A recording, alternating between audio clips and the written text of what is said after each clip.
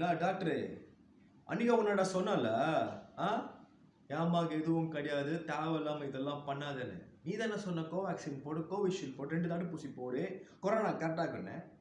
இன்னைக்கு போட்டு அன்னைக்கு போட்டு 3ஆம் மாசத்துல அம்மா போச்சுடா. இதுதான் தெரியும் கஷ்டம் என்னன்னு. அம்மா நல்லா கிண்ணுன்னு இருந்தது. 54 வயசு தான் ஆகுது. ரத்தத்தில் பிளேட்லெட் கம்மி நானுங்க, தைராய்டு நானுங்க, நிறைய சொன்னாருங்கடா.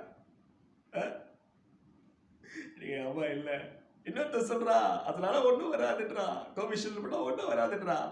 நீங்க போனது என்னது? என் அம்மாவோட உசிர்றா. ஏன்டா அது மருத்துவத்துல விளையாடுறீங்க எல்லாரும்? அநியாயமா எத்தனை உயிரை போவோம். இந்த மாதிரிலாம் பண்ணாதீங்கடா.